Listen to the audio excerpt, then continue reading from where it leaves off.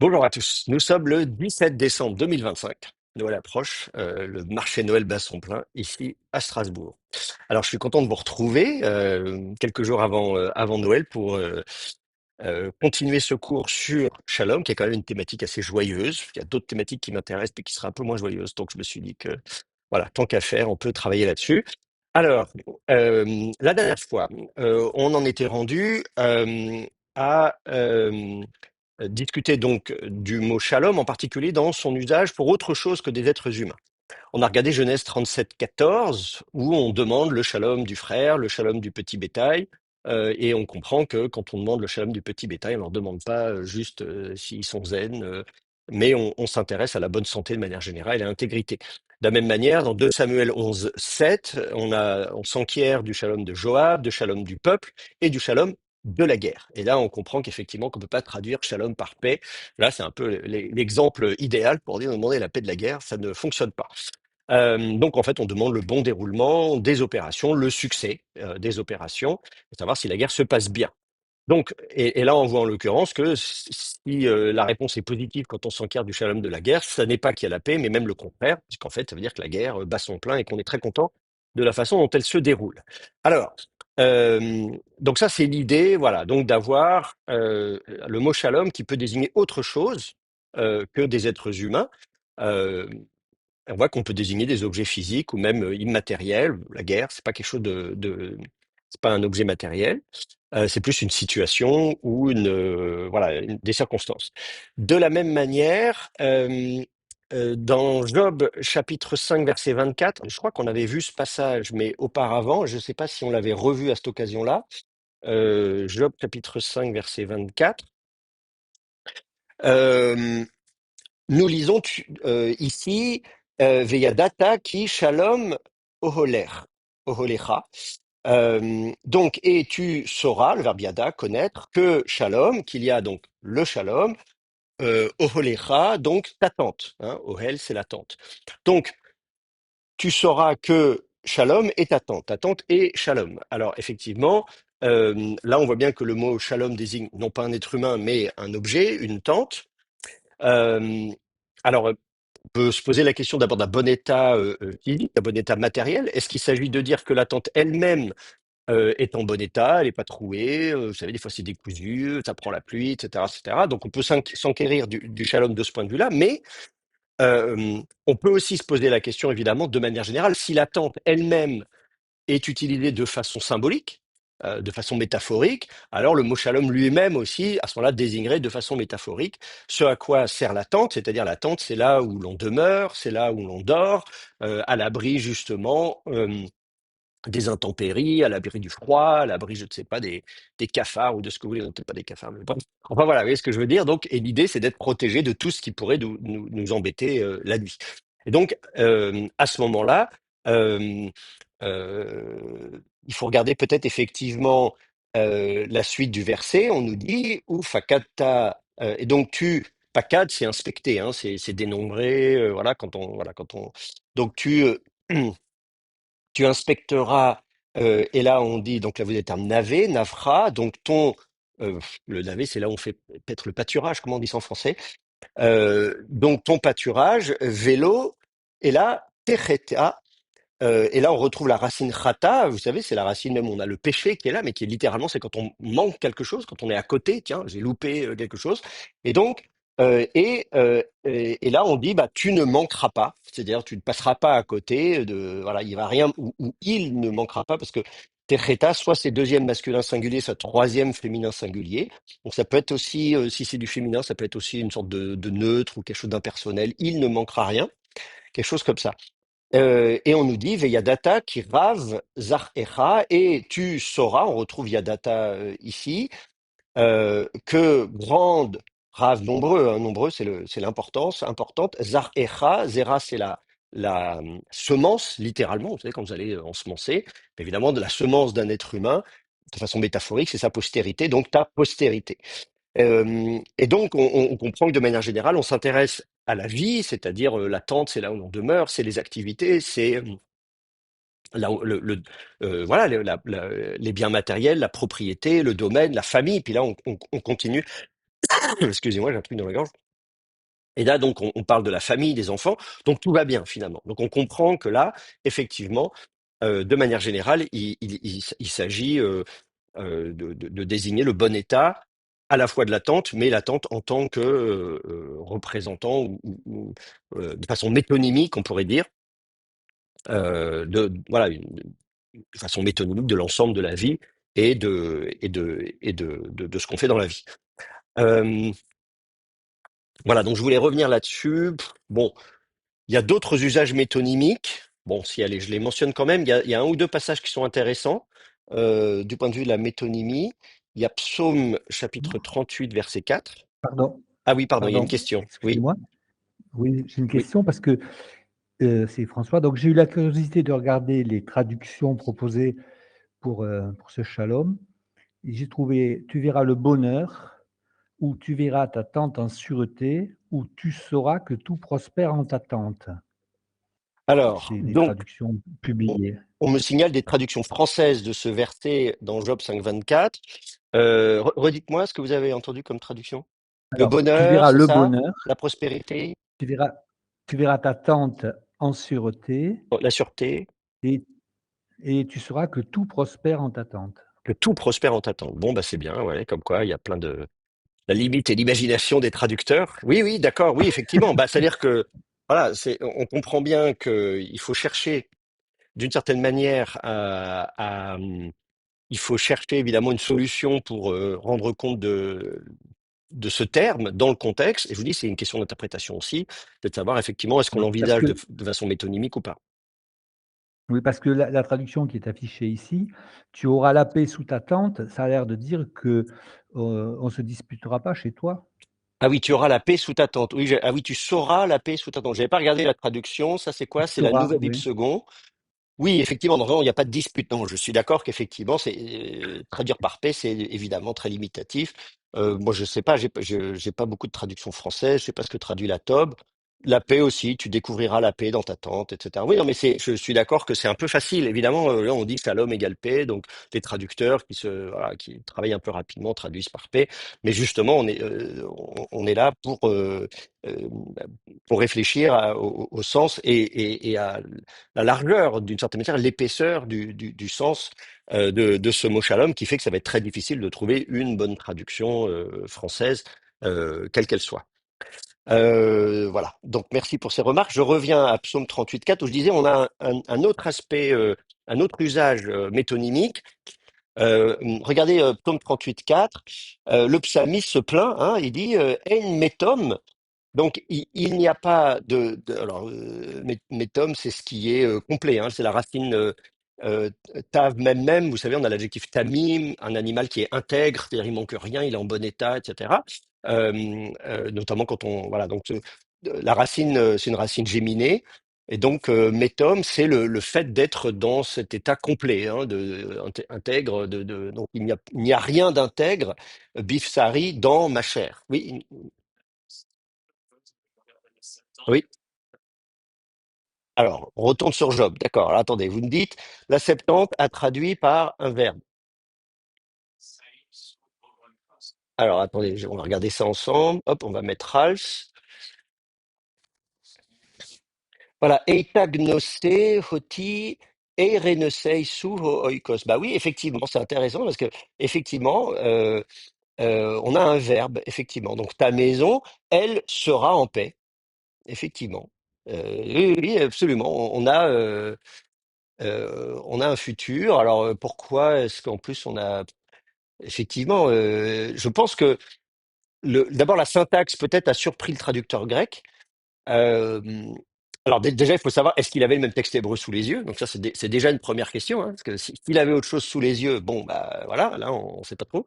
Mais même à supposer qu'il ait eu effectivement ce terme-là sous les yeux, là, on n'a pas de verbe. Vous voyez, veilla data, qui, tu sauras que, et puis shalom oholecha. Donc, que ta tante sera shalom. Et là, on n'a pas de verbe, donc proposition non verbale.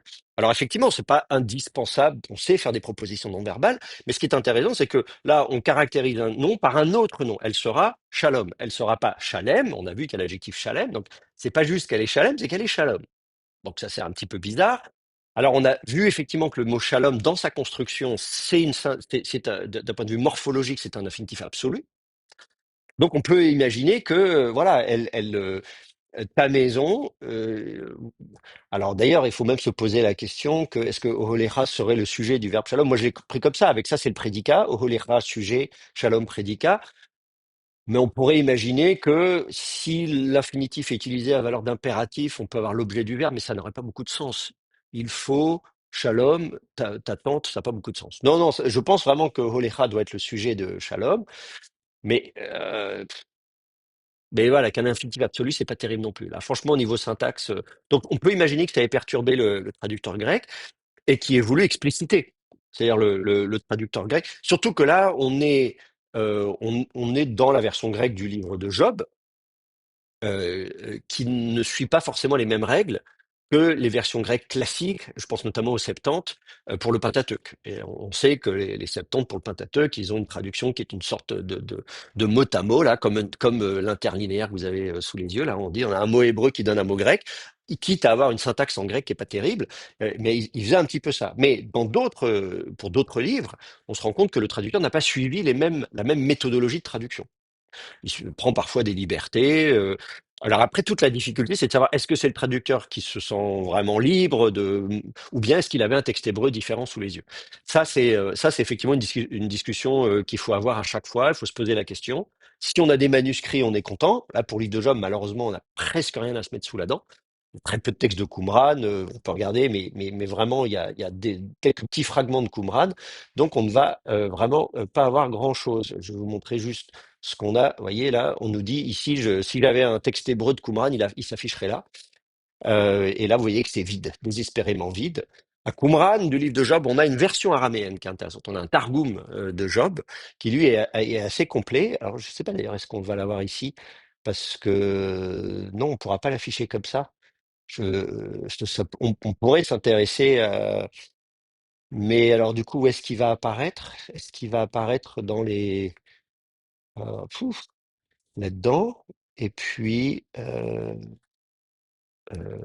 c'est combien? Est-ce que c'est pas 11 Q10 ou quelque chose comme ça? Alors, attendez, je me souviens plus. C'est ça, c'est 11 Q10, le Targum de Job. Ah, non, j'ai une bonne mémoire. Donc, et là, on peut voir effectivement dans le Targum de Job, qu'est-ce qu'on nous dit? Alors attendez, mais bon, c'est pareil, il faudrait. Là, j'avoue, je découvre. Enfin, j'y ai pas pensé. Ah oui, alors attendez, il faut. Du coup, attendez, hop, hein. Est-ce qu'on peut la voir là? Hop. Et là, on est en Job 5. Et il commence où? Le Targum de Job? Ah non, il commence au chapitre 17. Vous voyez, non, on n'a pas de chance. Donc, le manuscrit du Targum de Job n'est pas complet et ne commence qu'au chapitre 17. Donc, malheureusement, on n'a pas de, on va pas pouvoir résoudre le problème. Alors, il y a d'autres Targums, évidemment. On peut aller voir le Targum classique du livre de Job. Mais là, on commence à s'éloigner beaucoup de notre objectif aujourd'hui, mais enfin, c'est toujours intéressant. Si on regarde juste, si on fait un petit coup d'œil au Targum, parce que les Targums sont aussi, en général, assez libres. Non, c'est pas ça que je voulais. J'ai cliqué au mauvais endroit.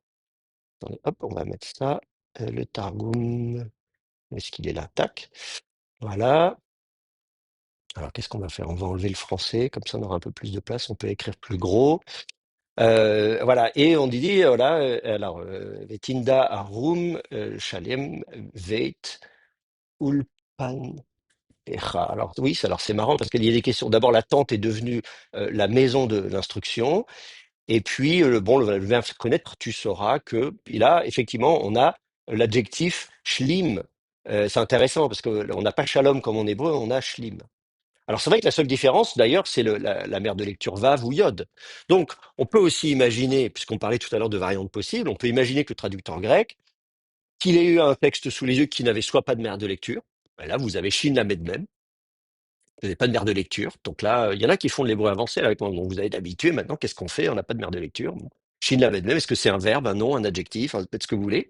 Donc on peut imaginer ça, ou bien qu'il ait une mère de lecture, effectivement, yod au lieu de vav, C'est d'autant plus facile que le iode et le vav se confondent volontiers dans certains manuscrits. Ceux qui suivent le cours d'hébreu avancé, bah, on verra, on va commencer demain, c'est demain, oui, c'est ça, ou après-demain, un texte de Qumran où on verra la différence entre Yod et Vav. Et parfois, les deux côte à côte, faut avoir l'œil. Et chez certains scribes, alors là, on fait pas la différence. Donc, vu que le livre de Job a été traduit en grec, on ne sait pas très bien quand, mais en tout cas, certainement juste des derniers siècles avant notre ère, deuxième, premier siècle avant notre ère, on ne sait pas très bien. Enfin, en tout cas, au tournant de notre ère, c'est précisément une époque où le Yod et le Vav se confondent volontiers. Ce qui n'aurait pas été le cas au cinquième siècle avant notre ère. Vous voyez. Donc, si la version grecque avait été traduite au cinquième siècle, là, il n'y avait pas de problème. Mais si effectivement le traducteur travaille, on peut le supposer, entre le deuxième siècle avant et le premier siècle après Jésus-Christ, là, on est à une époque où, effectivement, vous pouvez avoir un manuscrit sous les yeux où l'iode et le vav sont confondus. Et je note en plus que le Targum, effectivement, il a un iode ici. Donc, voilà, s'il avait l'adjectif shalem, qui est l'équivalent de on a shlim en araméen, ça peut aussi justifier de se dire, bon, il est en état il est paisible ou un truc comme ça. Et du coup, il a préféré rendre ça en grec par un verbe qui veut dire la même chose, hein, parce que là, on a le verbe eireneo, donc c'est fondé sur eirené, il est construit à partir de la racine de la paix, et donc voilà, il est paisible ou quelque chose comme ça. Voilà, je sais pas si ça répond à votre question, votre remarque. Bon, je peux- En tout cas, c'est comme ça c'est ce qu'on peut en dire. Après, voilà, on n'est pas dans la tête du traducteur. Alors, c'est bon là pour Job 5.24? Il y a encore parce que je vais peut-être trop vite, moi. Je peux aller à Psaume 38.4. Bon, très bien.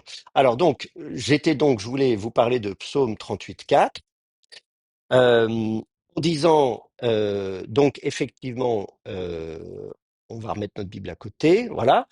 Et il disait donc Ein metom bifsari, donc il n'y a pas de donc metom, comme je disais, d'intégrité ou quelque chose comme ça, quelque chose qui est en bon état, qui est complet en fait, disons voilà, bifsari dans ma chair, mifne zamecha, donc loin de la face de la alors voilà, Zaham, hein, Ségolé, qui dénoue quelque chose d'assez, enfin la colère ou quelque chose comme ça. Il y a plein de mots pour colère en hébreu, donc je sais pas la fureur, le mécontentement, enfin bref, de ta colère, quelque chose comme ça.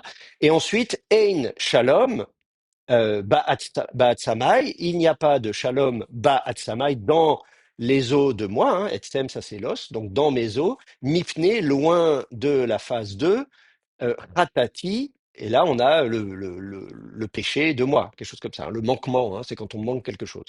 Donc, vous avez une syntaxe alors tout à fait parallèle, vous voyez là, je vais faire un petit copier-coller si vous voulez euh, eh ben, faire montrer les parallélismes.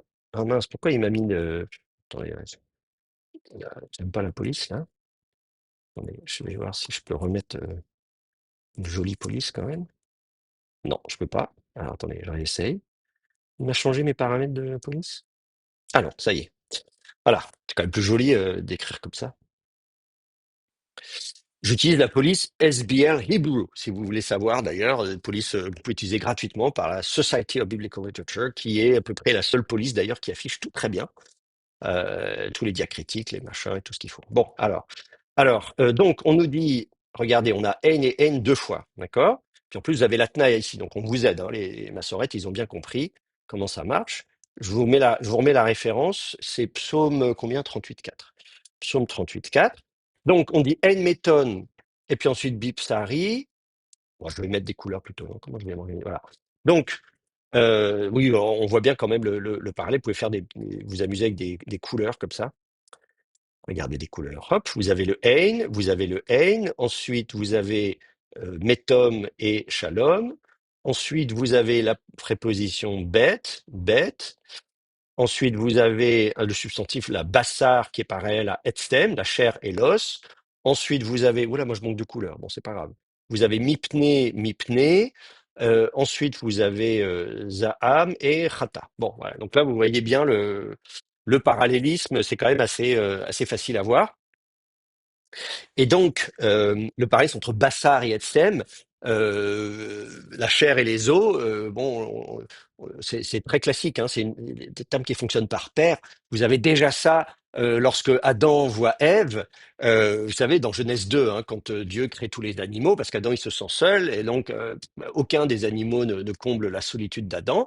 Et donc finalement, il prend sa côte et il crée Ève.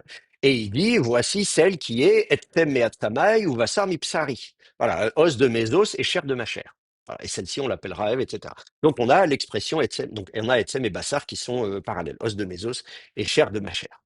Voilà, j'ai même écrit ça dans bref, c'est pas grave.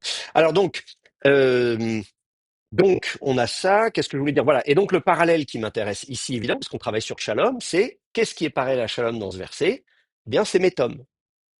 Et métom, précisément, c'est la racine tav, la racine géminée, hein, tav même, qui désigne l'intégrité, le fait d'être complet. Or, c'est précisément très proche du sens de la racine shin lamed mem, parce qu'on a dit que ça désignait le bon état. On a compris que la racine shin lamed mem désigne le fait d'être en bon état, et la racine tav même désigne le fait d'être intègre, d'être complet. Donc c'est très proche en fait. Et effectivement, de fait, si on est en bon état, il manque rien. Voilà. Donc c'est deux racines qui sont très proches. Et c'est pour ça d'ailleurs que vous dites l'adjectif tamim, vous le voyez souvent. Souvent c'est traduit par sans défaut. Vous prenez un agneau, vous allez le sacrifier, il faut qu'il soit tamim, c'est-à-dire il manque rien. Voilà, il est intègre, il est sans défaut. Euh, voilà. Donc là, je trouve ça intéressant. Voilà, donc de voir ça. On y reviendra un peu plus loin sur les termes qui sont parallèles. On regardera, c'est aussi une bonne façon, quand on fait de la lexicologie, d'aller chercher, de regarder, quand on cherche un terme, de voir avec quel autre terme il se construit en parallèle. Parce qu'on montre, ça ne veut pas dire qu'ils veulent dire la même chose, puisqu'on sait bien que les synonymes parfaits n'existent pas, mais on comprend que si on associe deux notions, c'est qu'on pense qu'elles fonctionnent ensemble, d'une manière ou d'une autre. Donc c'est aussi intéressant de creuser cet aspect-là. Donc ça, on le fera un peu plus tard, avant la fin du semestre, si on a le temps. Donc, ici, ce qui m'intéresse, c'est de voir que le mot shalom se rapporte à Hatsamai, hein, donc il n'y a pas de shalom dans mes eaux. Alors, évidemment, si on s'intéresse, donc là, on s'enquiert du shalom de ces eaux. Là, on imagine qu'on ne on parle pas de la paix, évidemment, la paix de mes ossements. Mes ossements sont en paix. Qu'est-ce qui se passe? Repose en paix. Ça y est, c'est quelqu'un qui est mort, il est enterré dans son tombeau, les ossements sont tranquilles. Non, évidemment pas. Là, on voit bien que c'est métonymique, que à la fois Bassar et Etsem parlent de nous, de qui nous sommes. Il dit, voilà, moi, dans ma chair, dans mes os, c'est-à-dire en moi-même, c'est mon être tout entier qui est désigné par le terme Bassar ou par le terme Etsem, qui est une façon de désigner l'individu en insistant sur le caractère humain, fragile. Nous sommes des êtres de chair et de sang, ou de d'os et de chair, ou appelez ça que vous voulez, en tout cas, des êtres matériels, physiques, donc fragiles. Soit dit en passant, l'idée de désigner l'être humain de cette façon-là va être reprise dans le Nouveau Testament. Vous avez de façon célèbre dans, je dis ça de mémoire, dans Romains chapitre 8, où vous allez avoir l'opposition entre la chair et l'esprit. Et vous allez avoir la vie, c'est l'apôtre Paul, hein, Romains chapitre 8, qui nous dit finalement il y a deux modes de vie antithétiques, la vie selon la chair et la vie selon l'esprit. Et là, on a sarx et pneuma qui sont utilisés en grec, voilà, avec la préposition kata, donc selon la chair, selon l'esprit, et qui a donné lieu, alors là, quand vous lisez la littérature, les commentaires, etc., on imaginait déjà qu'il fallait dissocier notre vie matérielle et immatérielle, donc finalement le matériel est mauvais, donc on va se fouetter, etc., etc. En fait, c'est pas ça que, enfin, si je peux me permettre de, je ne suis pas l'apôtre Paul, mais disons que l'apôtre Paul est un juif du premier siècle de notre ère, et donc quand même une petite idée de ce qu'on sait du judaïsme du premier siècle de notre ère et de comment résonnent euh, les auteurs et les penseurs juifs du premier siècle de notre ère. Là, évidemment, quand il utilise la chair et l'esprit, il ne désigne pas une partie de l'être humain, c'est-à-dire la chair est mauvaise, l'esprit est bon, et donc voilà, il faut souhaiter. Mais il désigne deux modes de vie, c'est-à-dire selon, en plus c'est pas dedans, c'est selon la chair, c'est-à-dire selon l'être humain dans ce qu'il a de fragile, et évidemment d'éloigner de Dieu, puisque c'est ça la différence entre les êtres humains et les êtres divins. Les êtres divins, ils sont transcendants, ils sont au-dessus, ils sont dans le ciel. Nous sommes des êtres de chair. Donc c'est une façon de dire, nous, en tant qu'êtres humains séparés de Dieu, il y a un mode de vie de l'être humain sans Dieu, on va dire. Et puis effectivement, l'aspect selon l'esprit, pneuma, au contraire est celui qui va être conforme à l'action de Dieu, puisque le terme souffle, pneuma, souffle, qu'on retrouve aussi en hébreu, hein, c'est rouar, tout ça, donc ça c'est des notions tout à fait hébraïques. En fait, c'est l'action visible du Dieu invisible. Vous voyez, le souffle, regardez les arbres, si les branches bougent, vous ne voyez pas ce qui fait bouger les branches, mais vous en déduisez qu'il y a du vent. Hein, si les arbres bougent, bon là ils bougent pas, il n'y a pas de vent. Donc c'est ça, quand on parle du rouar Adonai en hébreu, le souffle du Seigneur en hébreu, c'est la façon dont un Dieu invisible interagit avec le monde visible. Et donc, donc quand on dit selon l'esprit dans Romains 8, c'est-à-dire selon cette interaction avec un Dieu invisible. Voilà. Donc c'est deux modes de vie différents. Bon, je referme la parenthèse parce que je ne fais pas un cours sur l'épître aux Romains aujourd'hui, mais vous voyez donc l'intérêt de voir cet aspect métonymique, à la fois de Bassar et de Hetzem ici, et qui nous permet en plus par la même occasion de voir le parallèle entre Métom et Shalom. Donc ça, c'est un passage intéressant. Comme je vous dis, on y reviendra peut-être un peu plus tard, si on a le temps, quand on fera les paires, les parallèles et les opposés. C'est bon pour vous, pour ce verset? Oui? Bon, très bien. Alors, et puis alors une dernière, puisqu'on Pour est dans les ça, psaumes. Oui, pardon, il y a une question dehors, à oui, oui, distance. désolé. Je voulais savoir ici dans ce psaume, par exemple dans Job chapitre 5, Shalom a le sens de, disons, métaphorique de tente. Et pour le psaume 38, donc il y a un autre usage métonymique, comme vous l'avez dit. C'est quel sens? Je n'avais pas bien saisi, s'il vous plaît, le sens de Shalom dans ce psaume. Alors Merci. le sens de shalom dans ce psaume, donc c'est ça la question qui est posée dans le cadre. Donc on voit que le mot etstem est utilisé de façon métonymique, hein, puisque littéralement on parle de shalom dans les ossements. Donc là, disons, on ouvre les ossements, est-ce qu'il y a du shalom dedans? Bon, alors non, on ne trouve pas de shalom dedans. Donc effectivement, on comprend qu'il ne s'agit pas de s'enquérir de la paix, comme on disait justement, c'est une traduction un peu facile des ossements, mais qu'en fait il s'agit du bon état de manière générale, puisque justement c'est parallèle avec métom, et que métom c'est l'intégrité. Donc il n'y a pas de défaut. Donc quand on dit ein métom bifsari, on dit il n'y a pas d'intégrité dans ma chair, c'est-à-dire regardez ma chair, elle n'est pas intègre. Elle n'est pas en bon état de ce point de vue-là. Et pareil, vous regardez mes ossements, ils ne sont pas non plus en bon état. Alors là où je dis que c'est métonymique, c'est parce que je pense que le psalmiste ne se plaint pas uniquement d'avoir des problèmes dermatologiques ou des rhumatismes, etc. C'est pas juste ça. Oh là là, ma pauvre dame, regardez comme ma peau est en mauvais état, ma chair, etc. Mes muscles sont flasques, mes os sont rouillés, etc. Ça peut arriver, bien sûr. Mais on comprend bien dans le contexte du psaume que le psalmiste se désigne lui son état intérieur qui se reflète aussi dans son corps. Il ne s'agit pas de distinguer le corps, l'aspect matériel et immatériel, surtout dans la pensée hébraïque, sémitique, on n'imagine pas, voilà, on est un seul, et on sait très bien qu'il y a des interactions entre l'aspect matériel et immatériel. Mais de son état à soi. C'est pour ça que je dis que c'est métonymique. Le mot bassar et le mot etsem doivent être compris de façon métonymique pour désigner l'être humain dans son ensemble, mais en insistant sur la finitude de l'être humain, notre aspect fragile, puisque voilà, on sait bien notre corps effectivement vieillit, est fragile, il est susceptible de tomber malade, il est susceptible d'être, voilà, on peut le couper, voilà, donc on n'est pas, voilà, donc là, on insiste sur effectivement notre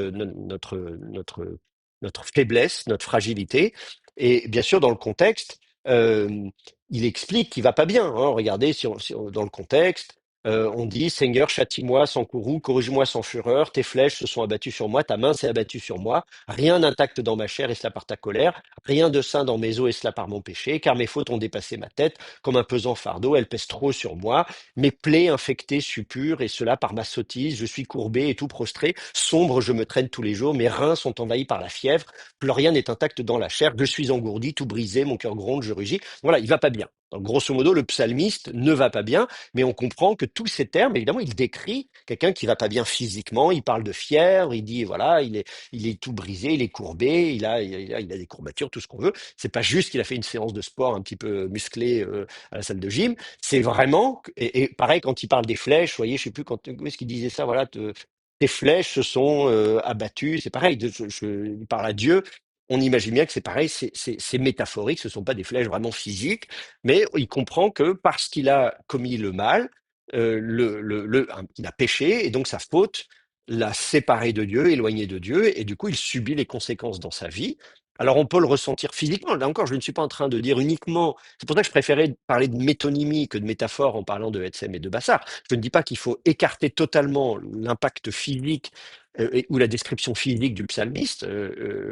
Je pense que de manière générale, quand on va pas bien dans sa vie, tout est concerné. On parle bien d'ailleurs de maladies psychosomatiques. Donc on voit bien, ça a des conséquences. On peut se rendre malade parce qu'on va pas bien. Donc là, en l'occurrence, le psalmiste dit ou reconnaît que oui, bien sûr, il a commis des fautes, il a péché, que évidemment ça a provoqué la colère divine et qu'il y a des conséquences dans sa vie, un châtiment. Alors on ne décrit pas quoi exactement, il ne dit pas exactement quelles sont les conséquences dans sa vie, mais en tout cas il va pas bien dans sa vie et ce mal-être qu'il ressent et les ennuis qu'il a, qui sont peut-être aussi des ennuis de santé, hein, je n'écarte pas la santé physique, mais on voit bien que grosso modo ça le rend malade, à la fois physiquement, mais aussi moralement, et donc il demande pardon à Dieu. Voilà. Est-ce que c'est clair? C'est bon pour vous? Ok. Alors, un dernier psaume, un dernier verset des psaumes, puisqu'on parlait justement de métonymie, dans Psaume 122, versets 6 et 7. Alors, Psaume 122, versets 6 et 7. Euh, euh, Verset 6, Sha'alu Shlom Yerushalayim. Donc, demandez, hein, Sha'al, demandez, c'est l'impératif, pluriel, demandez, Shlom Yerushalayim, vous avez Shalom ici, à l'état construit, c'est pour ça qu'on dit Shlom, le shalom de Jérusalem. Donc là, c'est intéressant parce qu'on demande le shalom de Jérusalem. Alors, la ville elle-même, est-ce qu'il s'agit de dire qu'elle soit en bon état, c'est-à-dire le bon état de la ville de Jérusalem, tout va bien? Est-ce que c'est dit de dire que voilà, les routes sont en bon état, il y a des pistes cyclables qui vont bien, je sais pas, ramassage des ordures. Enfin voilà, si on imaginait qu'on posait la question du shalom de Strasbourg aujourd'hui, on dit bon, en plein marché de Noël, ça veut dire quoi? Bon. Et ensuite, qu'est-ce qu'on nous dit? On nous dit Yishlayu Ohavaïr. Donc, on a les Ohavaïr. Ohev, c'est celui qui aime. Donc, les aimants de toi, ceux qui t'aiment. Euh, pour ceux qui sont en hébreu avancé, vous savez qu'on a justement cette nouvelle formule de salutation, ton ami, hein, celui qui t'aime, ton ami. Oafra, etc. Bon, là, c'est Oavaïr, c'est du pluriel construit, donc les aimants de toi, toi, femme, féminin, puisque Jérusalem, c'est du féminin. Donc, ceux qui t'aiment, et on nous dit Yishlayu, et là, donc, on a le verbe shala qui veut dire prospérer, voilà, vivre, voilà, shala, tout, ouais, bon. Et donc, on dit qu'ils prospèrent, Yishlayu, ou ils prospéreront. Bon, alors après, là, il n'y a rien dans la forme elle-même qui vous dit que c'est du justif, mais vu que là, on avait un sens volitif, sha'alou, l'impératif est un sens d'un mode volitif, on peut supposer qu'on a aussi du volitif ici. Donc, qu'ils prospèrent, ceux qui t'aiment. Bon. Et puis ensuite, vous avez de nouveau shalom au verset suivant, verset 7. Yehi, qu'il y ait. Donc là, pour le coup, on sait que c'est du justif, parce que c'est le verbe haya. Si c'était de l'inaccompli, on aurait yehié. Yehié, ça c'est l'inaccompli, donc le yiktol du verbe haya. Yehi, c'est la forme courte, donc c'est du justif. Que soit shalom, becheler, donc dans le chel de toi, dans ton rempart. Un rempart, c'est voilà, c'est le voilà, ça c'est le glacis même d'ailleurs plus précisément. Le mot chel, c'est un terme. C'est un terme architectural qui désigne le glacis. Donc c'est les murailles, c'est des gros murs penchés. Pour ceux qui savent pas ce que c'est qu'un glacis, on fait ça quand il y a des forteresses. Vous érigez des murs, et pour que les murs soient consolidés, vous les faites un peu plus larges à la base. Vous voyez, ça, même au Moyen Âge, on faisait ça même en France. Hein. Donc normalement, si vous pensez à un château fort du Moyen Âge, vous voyez là les gros murs un peu penchés. Donc ça existait à Jérusalem. On en a un très beau d'ailleurs glacis. Si vous allez dans la vieille ville de Jérusalem, du côté de la vallée du Cédron, comme ça, vous voyez, il est encore très bien préservé.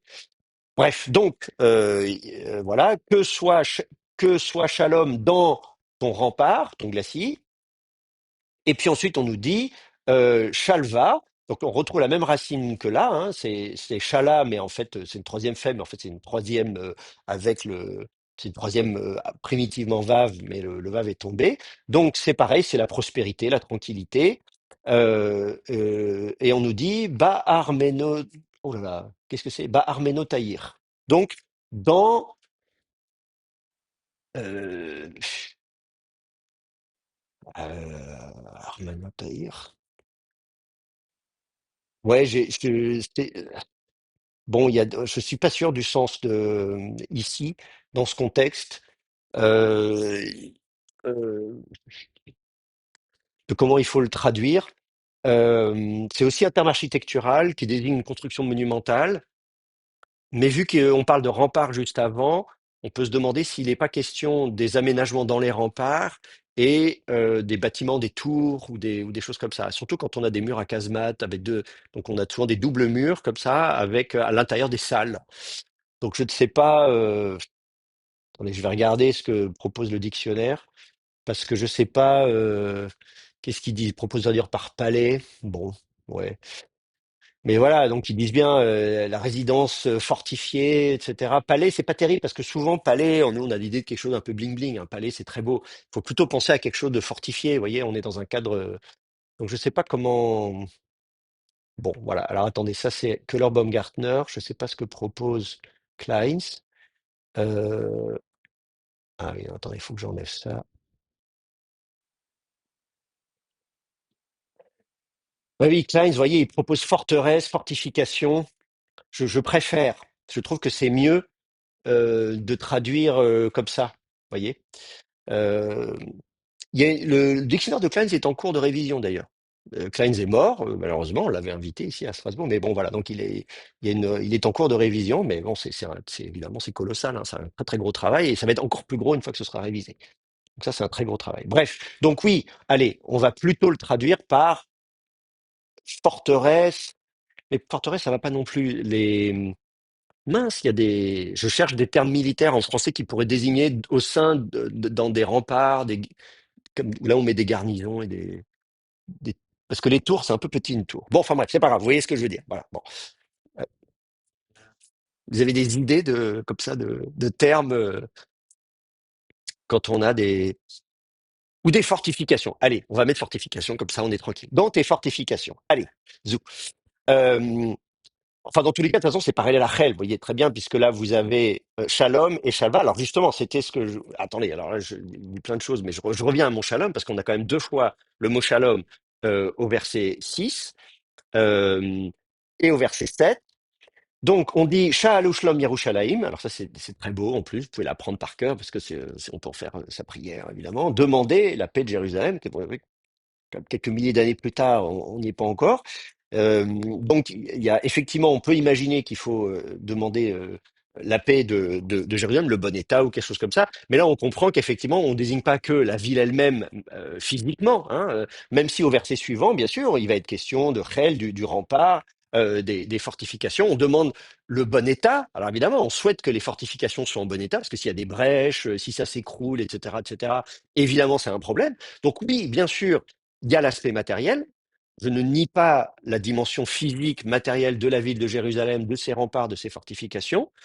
C'est important aussi de s'enquérir du bon état de ces fortifications, mais je pense que, évidemment, derrière ça, il y a une dimension métonymique, c'est-à-dire au-delà de la sûreté physique et du bon état physique de ces fortifications, évidemment, on pense à la sécurité intérieure, c'est-à-dire Jérusalem, si les fortifications sont en bon état, si les murailles, les remparts sont en bon état, les gens à l'intérieur sont tranquilles.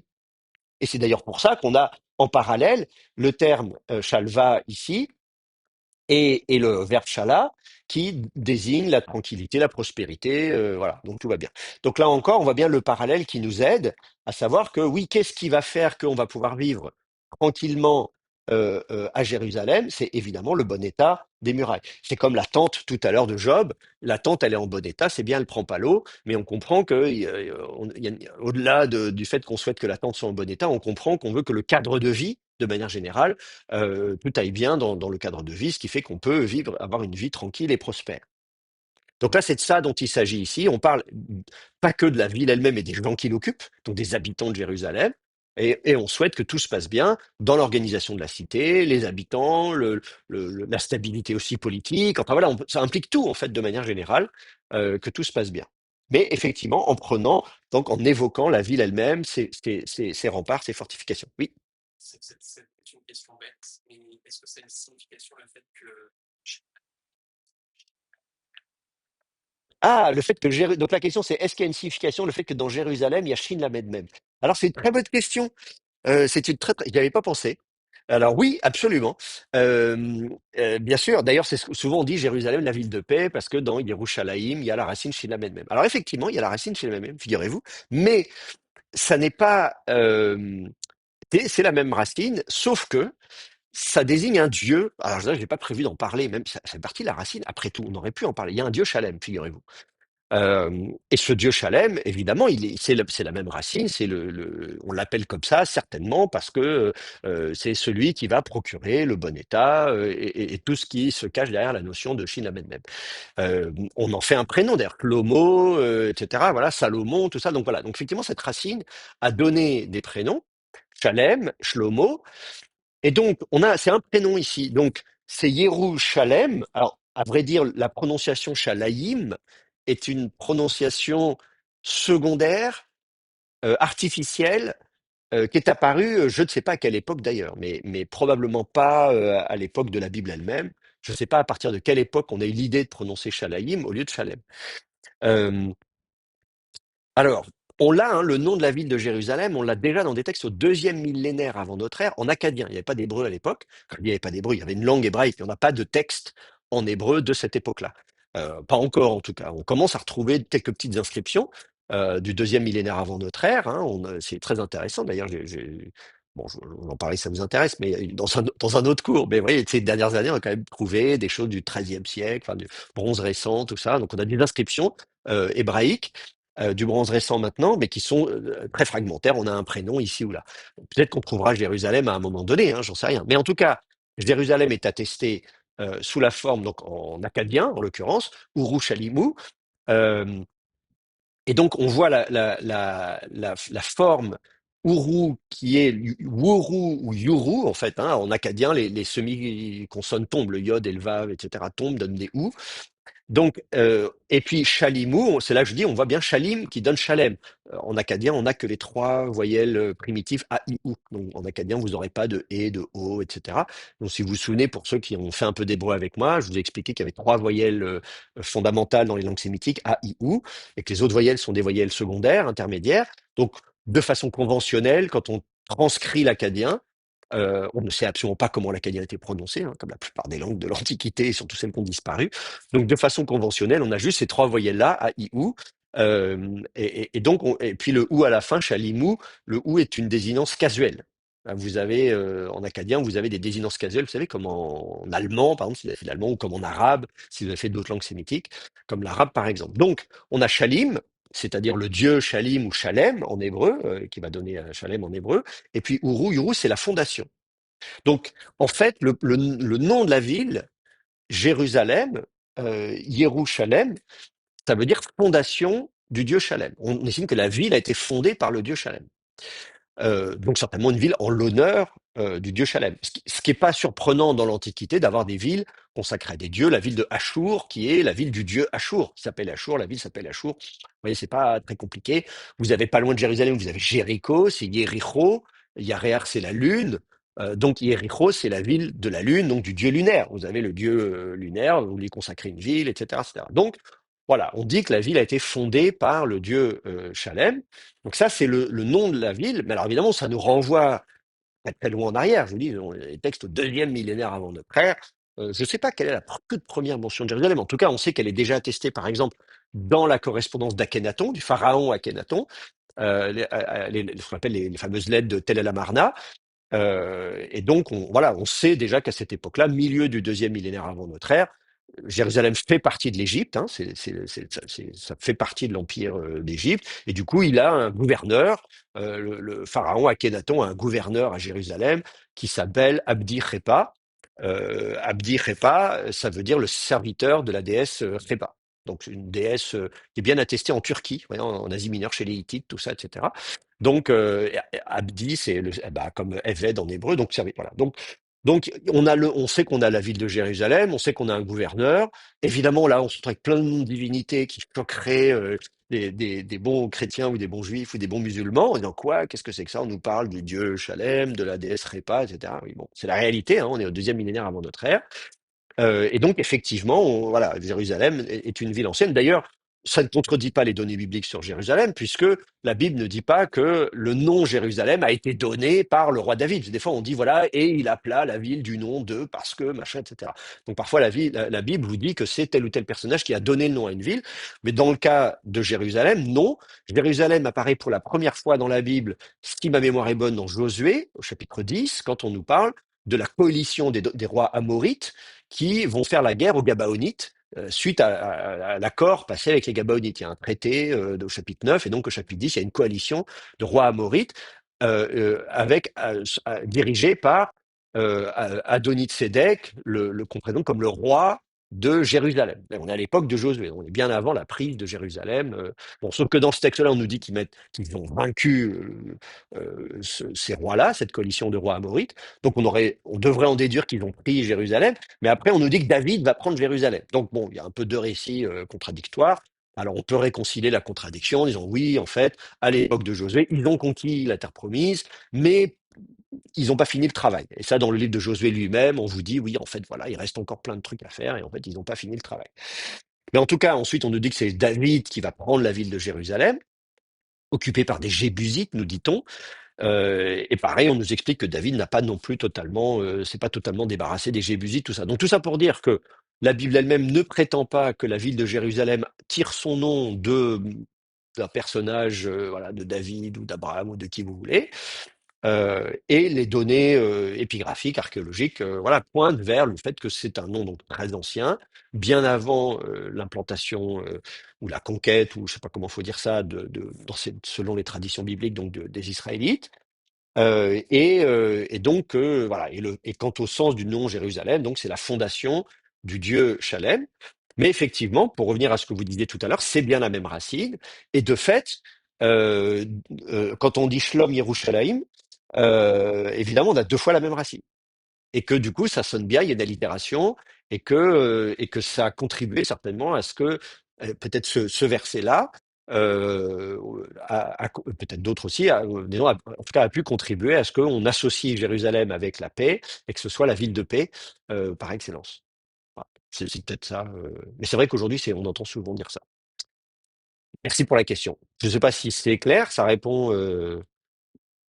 Ça va? Ok. Pas de questions vues, je regarde les étudiants à distance. Ils sont là, ils sont sages, ils écoutent. Bon, très bien. Alors, donc, qu'est-ce que je voulais dire d'autre? Euh, voilà, Jérusalem, le bon état, la fortification, le rempart, et les gens, bien sûr, et de façon métonymique, donc les gens qui occupent Jérusalem, le peuple, et les institutions, le royaume de Juda, etc., etc. Bon, bah c'est pas mal. D'autres questions? Non? Oui, Oui, alors il y a une question. oui, Je vous écoute. pardon. Oui, si on peut revenir un peu en arrière, vous nous aviez donné à lire aussi dans Job 5, le 23. Euh, et je m'interrogeais sur le verbe qui est utilisé. Euh, les Alors, j'ai une animaux question sur sauvages. Job 5.23. Alors, attendez, je vais. Oui. Ah oui, c'est vrai, parce qu'on revient encore sur Job, décidément. Allez, hop, hop, hop, on revient en Ben, vous arrière. l'aviez donné. Non, non, mais c'est vrai, c'est Vous vrai, c'est vrai, il n'y l'aviez a pas de donné. problème. Mais c'est vrai qu'en plus, le verset 23 est intéressant aussi. Je voulais essayer d'accélérer un peu, parce que j'ai Oui, non, tellement de choses à voir. Mais effectivement, on a la racine qui est attestée au on verset a le. 23. Ouais. Et alors, les traductions disent que j'ai consulté concluront un traité de paix avec toi, les animaux sauvages. C'est Alors, un vous collectif. avez lu une Hein. traduction qui dit que les animaux sauvages concluront un traité de paix avec toi. Un traité de paix avec toi. Et une autre traduction dit on t'a concilié les fauves de la steppe. Ça, c'est la taube. Et la Bon, le Tob qui verbe. traduit on t'a concilié les fauves de la steppe, effectivement. Alors, on peut regarder ça Et le ensemble, verbe, hein. ouais, Oui, c'est un verbe ophale. C'est le passif absolument. Le verbe est difficile, me théophale. semble-t-il. Oui, oui, oui. Alors, lisons le Voilà. verset Et donc, 23. c'est un passif. C'est un passif, du C'est coup. une forme passive, absolument. C'est une forme passive. Alors, regardons le verset ensemble, rapidement. Ki im avne hasadeh. Donc, im, c'est avec.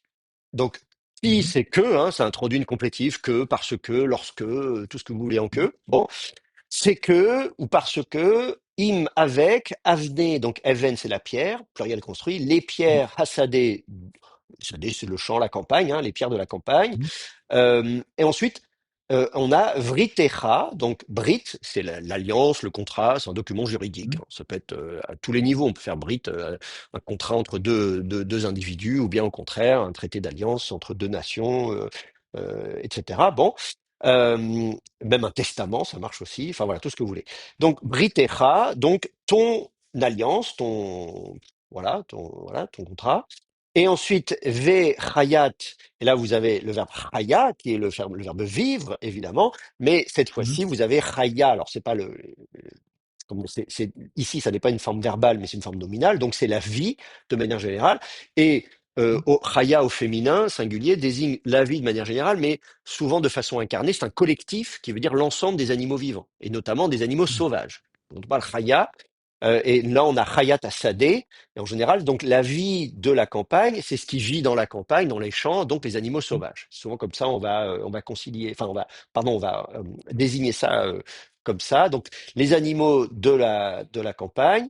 Ensuite, Hoshlema, donc la vie de la campagne, elle a Hoshlema, donc la racine chine la même, hein, donc c'est la racine du bon état, mais au phal, l'art pour toi, hein, ou à toi, littéralement. Alors donc du coup, ici, on a la racine chi de la même. On l'a vu le verbe, hein, le verbe, on l'a étudié. On a même regardé les occurrences au ichil, etc. Donc on a vu que le verbe lui-même, c'est être en bon état quand on est au calme. Et que ensuite, quand on est au pliel, on a vu que c'est remettre en état, mais souvent dans un contexte un peu monétaire. On a vu, c'est compenser, il faut remettre, voilà, rééquilibrer, indemniser, etc. Et que le ifil, lui aussi, c'est remettre en état, d'une certaine manière, euh, et vous faire être en bon état. Donc quelque chose qui n'était pas, soit si c'était cassé, on remet en état, soit si t'étais pas encore en état, on le fait. Donc ça peut être complété, quelque chose qui était partiel, hein. Un bâtiment, il faut l'achever, donc Mhm. on va achever, etc. Et donc, si on dit Hoshlema, donc elle a été complétée, elle a été mise en état, en bon état, pour toi. Donc la vie de la campagne a été mise en état pour toi, d'accord? Mais là, évidemment, avec un par. Donc, on comprend pas bien ce que ça veut dire. Ça veut dire quoi? Elle a été mise en état pour toi. Euh, alors bien sûr, on peut imaginer soit qu'il y avait eu des destructions, les animaux avaient été massacrés, je ne sais quoi, ou décimés, et puis hop, ils sont remis en état. On peut imaginer plein de choses, ou bien au contraire que la vie sauvage était en train de se développer et qu'elle a prospéré jusqu'à arriver, voilà, à tout ce qu'il faut. Euh, mais évidemment, vous avez le parallèle avant, vous avez Avnei Hassadé, qui est parallèle à Chayat Hassadé, et vous avez Sadé deux fois. Donc on se dit, ah oui, on voit bien un parallèle. Vous avez Avnei, qui est parallèle à Chayat, donc les pierres de la campagne et la vie de la campagne. Donc les pierres, on va dire, c'est ce qui n'est pas vivant, hein, les pierres, c'est ce qui est matériel, mais minéral, on va dire, et Chaya, c'est ce qui est vivant, organique, on pourrait dire. Donc vous avez le minéral et l'organique de la campagne. Et là, ce qu'on nous dit ici, c'est donc, on a vritecha, alors on dit ki im avne hasade vritecha, on dit car avec, là il y a la préposition avec, car avec les pierres de la campagne, on n'a pas de verbe, donc c'est une proposition non verbale, et là on a le sujet, et ton alliance, donc ton alliance elle est avec qui as-tu fait alliance? Tu as fait alliance avec les pierres de la campagne. Et de la même manière, on va expliquer que la vie de la campagne a été mise en bon état pour toi, donc avec toi. Et là, on comprend qu'il s'agit du bon état plutôt relationnel, puisqu'on vient de parler de Brit, qui est une alliance. Donc une alliance, on a eu, c'est un contrat. C'est ce qui permet de faire que les gens soient en bon terme. Et on a vu que la racine chine la même, elle peut être aussi utilisée dans un cadre, y compris diplomatique. Vous concluez une alliance, vous faites un contrat, et donc on parle d'un bon état plutôt relationnel. Donc c'est évidemment, grâce au parallèle, on comprend que c'est dans ce sens-là qu'il faut le comprendre.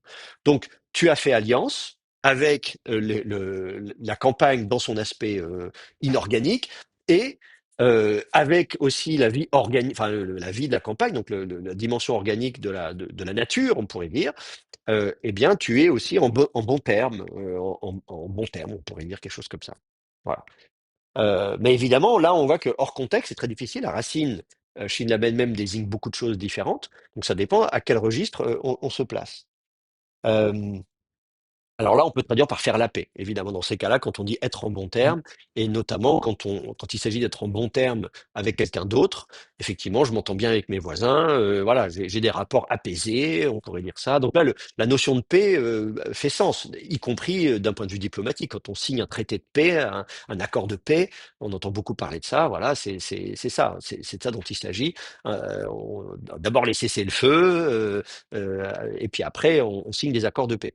Donc la première étape, c'est la cessation des hostilités. Et puis après, si on va un peu plus loin, si on veut, voilà, on fait. Et là, le mot paix est tout à fait légitime. Donc là, pour le coup, dans ce cadre-là, on est tout à fait légitime de parler d'accord de paix, puisqu'on vient de Oui, parler mais d'alliance. Oui, alors une question, une remarque, le, je vous le- le- écoute. oui, le fait que ce soit un passif, enfin, c'est bizarre de traduire feront la paix avec toi. La traduction de la Tobe est sans doute meilleure de ce point de vue, parce que Alors c'est oui, pas eux qui l'ont décidé. alors effectivement, si on traduit les animaux des champs feront la paix avec toi, vous avez raison, là ce serait une voix active, alors là on a une voix passive. Donc là, il faut dire la, les animaux des champs ont été on leur a fait faire la paix ou quelque chose comme ça. La voix passive d'une forme causative, en français, on n'a pas beaucoup d'équivalent. En anglais, on peut très bien, ça peut se dire en anglais, une voix passive causative.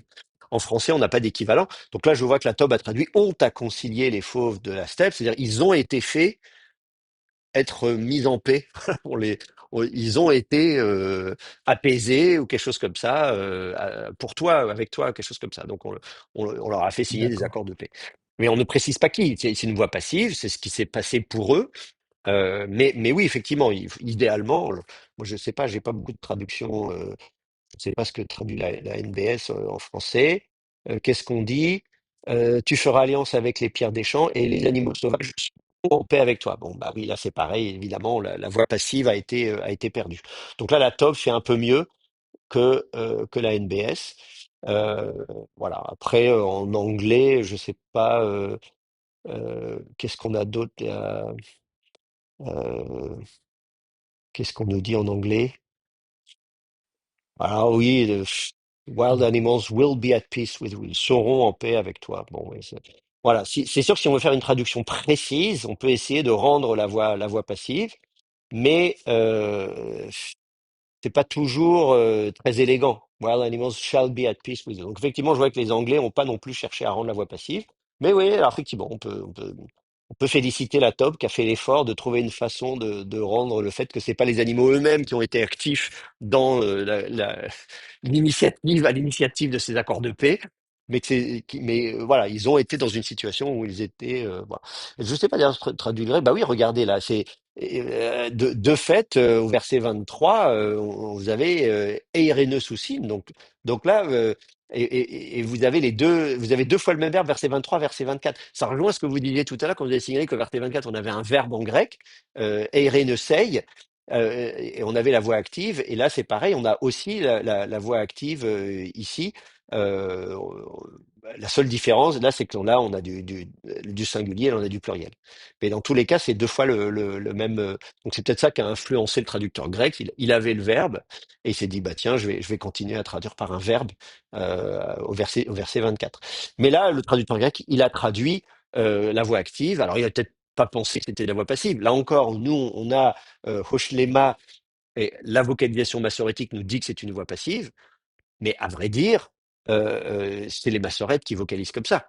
Le traducteur grec, il n'avait pas la vocalisation massorétique, hein, elle arrive 1000 ans plus tard, la vocalisation massorétique. Donc lui, il a pu le vocaliser comme un ifil. Il a pu penser que c'était un ifil, et du coup, il a pu le traduire comme à la voix passive. Puisque je rappelle que la voix, le ifil, ce serait les HLM, donc HLIM, vous auriez effectivement hashlim au lieu de hoshlam ou hushlam. Et donc, voilà, c'est une question de voyelles, de mère de lecture. Si vous n'avez pas de mère de lecture, vous mettez les voyelles que vous voulez. C'est un peu compliqué. Voilà. Alors, donc merci pour effectivement parce que c'est vrai que j'avais dit la dernière fois de regarder Job 5.23 et du coup Merci. j'avais sauté ça. Est-ce que c'est bon pour vous? Est-ce que vous avez des remarques, des questions? Non? Ok. Très bien, très bien. Euh, alors oui, donc avant, on va bientôt attaquer une expression, mais je fais un petit point. Donc, un petit point d'étape. L'idée, c'était de regarder des cas où shalom était utilisé pour autre chose que des êtres humains. On va regarder, parmi toutes les occurrences du substantif shalom, quand est-ce qu'il est utilisé pour autre chose que des êtres humains. Alors, voilà, je vous ai montré les différentes occurrences. Il n'y en a pas beaucoup. Donc, c'est possible. Vous pouvez demander, vous enquérir du shalom de autre chose qu'un être humain. C'est possible, mais c'est rare. Donc, voilà, si je fais une petite synthèse, donc, shalom pour autre chose que des êtres humains. Voilà, ça c'est la question qu'on s'est posée. Est-ce que c'est possible? La réponse est oui, c'est possible, mais c'est rare. Euh, on a vu notamment que ça se trouve donc, qu'est-ce qu'on a vu ça? Donc, on a vu que évidemment que en revenant au sens de base, puisqu'on a vu que c'était le bon état, bah oui, de fait, si c'est le bon état, ça peut être le bon état de ce qu'on veut, pas que d'un être humain. Donc, bétail, vous avez vu, on a vu ça, la tente, les opérations militaires, etc., etc. Bon, ça peut être le bon état de ce que vous voulez, puisque si vous prenez le sens de base bon état, il n'y a pas de problème.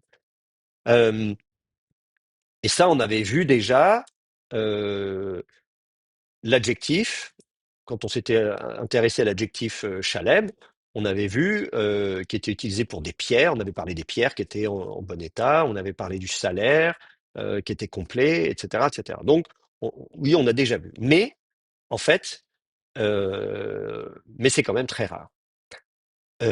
En fait, souvent, c'est plutôt métonymique ou métaphorique. C'est-à-dire que voilà, on a vu que, en fait, en réalité, quand on désigne autre chose que des êtres humains, malgré tout, quand on parle du shalom, des ossements, en fait, ou des os, évidemment, on parle de l'être humain et de son état. Donc, en fait, c'est souvent pour désigner la condition des êtres humains. C'est souvent ça, finalement, on y revient quand même. Voilà. Donc, shalom désigne la condition des êtres humains, qu'on espère être bonne. Donc, vous avez même le shalom d'une ville, le shalom de Jérusalem, etc. En fait, on parle de l'environnement ou de la condition des êtres humains. Voilà. Donc, c'est un peu ça qu'on peut dire après avoir fait le tour d'horizon des occurrences du mot shalom pour autre chose que des êtres humains. Est-ce que ça va pour vous? Hein, c'est assez clair après les textes qu'on a étudiés. Alors, du coup, maintenant, il s'agit de creuser un peu, puisqu'on va s'intéresser à ce que c'est que donc, le shalom des êtres humains en eux-mêmes. Je voudrais le faire en m'intéressant à une expression maintenant, qui est l'expression béchalom. Donc on a l'expression béchalom. Alors je vais vocaliser quand même. Alors, béchalom, voilà. Expression béchalom. Donc on dit, puisque là maintenant on est en train de se focaliser un peu plus sur les êtres humains. Le terme shalom utilisé pour les êtres humains, qu'est-ce que ça veut dire? Elle apparaît 36 fois.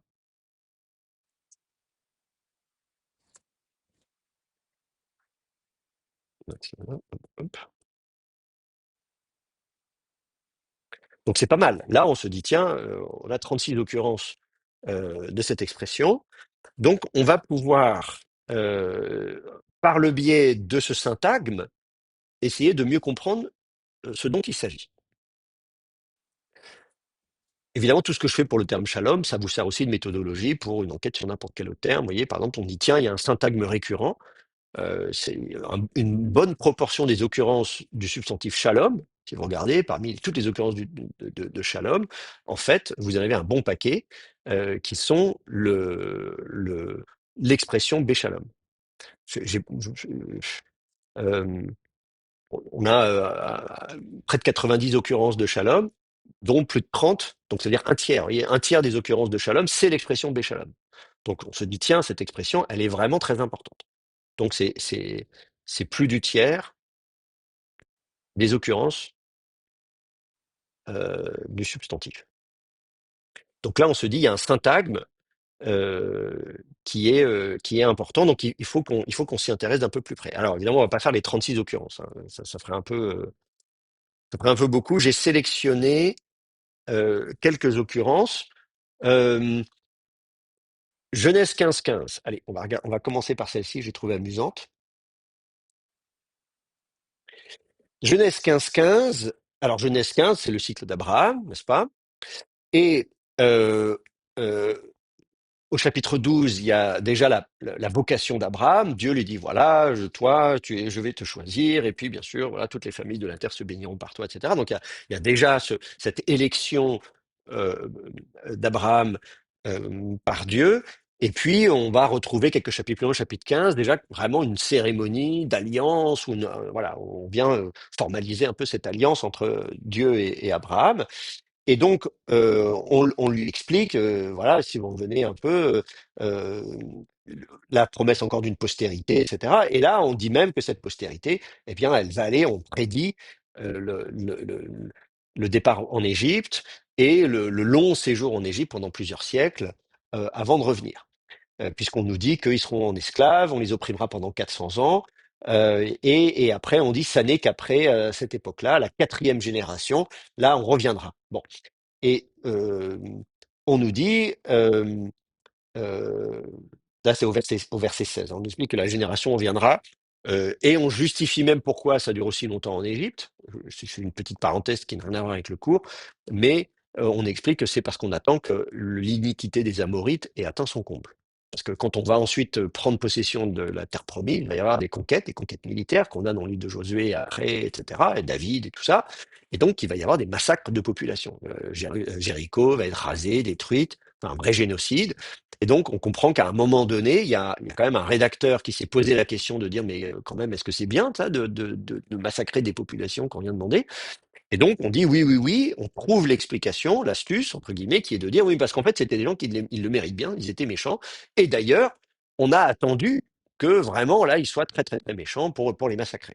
Donc c'est un verset qui est important pour légitimer le massacre. Alors, je ne dis pas que ne faites pas ça chez vous, c'est comme quand on fait, je ne dis pas que c'est ce qu'il faut faire aujourd'hui. Je vous explique l'argumentation des rédacteurs du texte biblique pour légitimer ça.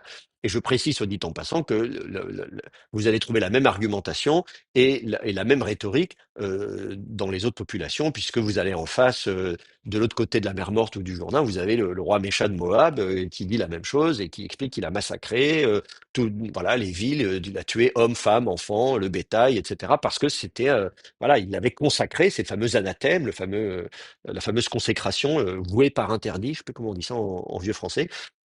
Donc, il explique que bon, c'est le châtiment divin, etc. Donc, bon, tout le monde faisait ça à l'époque. Ça n'était pas bien, évidemment. Et donc voilà, vous avez on explique, on fait d'une pierre deux coups, on explique à la fois pourquoi il passe autant de temps en Égypte et pourquoi est-ce que la promesse faite à Abraham ne s'accomplit pas tout de suite. Et en même temps, donc on explique pourquoi il va falloir attendre aussi longtemps, et en même temps on légitime les massacres de population. Donc c'est une argumentation qui fait d'une pierre deux coups. Mais c'est pas ça qui m'intéresse ici. Euh, Quoique on parle de l'iniquité qui est l'eau Shalem, hein, là le Havon à Émori, donc l'iniquité de l'Amorite n'est pas Shalem, hein, c'est l'adjectif Shalem, il n'est pas complet. Donc on attend que l'iniquité soit complète. Donc vous avez la même racine, l'adjectif Shalem qu'on avait vu précédemment.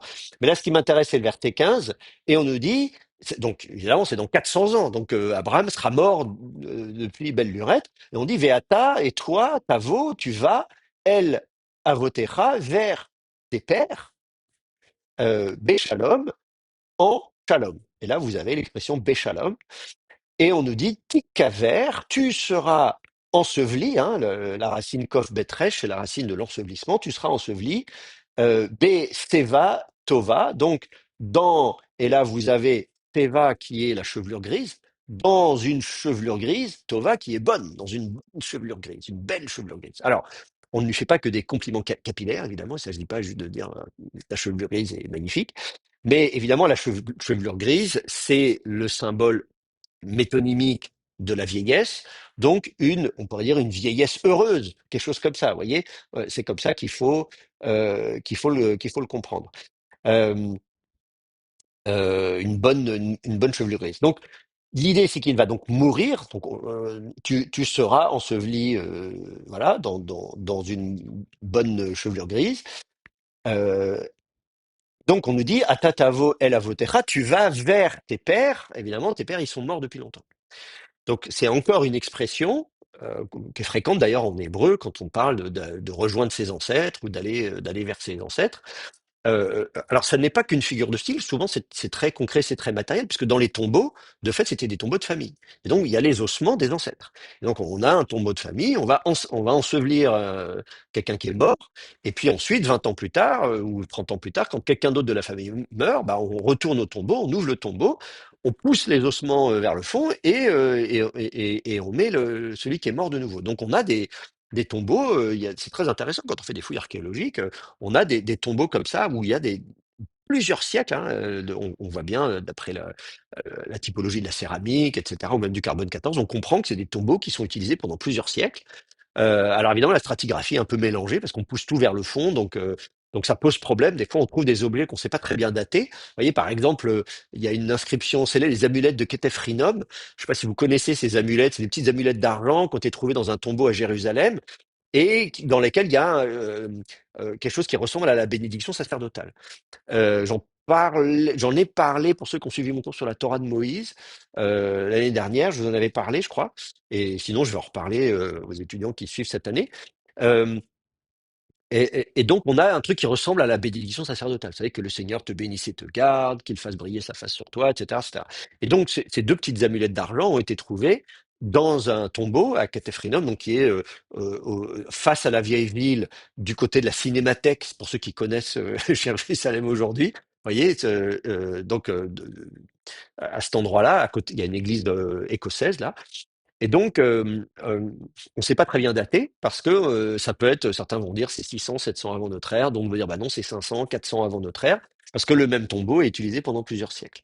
Donc, toujours est-il qu'effectivement, quand quelqu'un meurt, il va de fait rejoindre, il va voir ses ancêtres, donc voilà, qui sont là, ils sont dans le tombeau de famille. Et alors donc, toujours est-il que donc il vient, hein, toi, tu viens vers tes pères, Béchalom.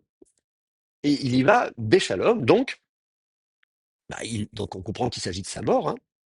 Donc il va mourir, Béchalom, et il va être enterré Besséva Tova. Et là, vous avez donc les deux expressions, avec à chaque fois introduit par la préposition bet. Donc on meurt Béchalom et on est enseveli Besséva Tova. Donc une bonne chevelure grise. Alors, Shalom, le bon état, est-ce que c'est le bon état de la chevelure, le bon état du corps? Est-ce qu'on dit, bah voilà, il est mort, mais en fait, regardez, il est en très bon état, voilà, il a des beaux cheveux, le poil brillant, l'œil vif, voilà, on lui a donné de la bonne nourriture, comme pour les chiens.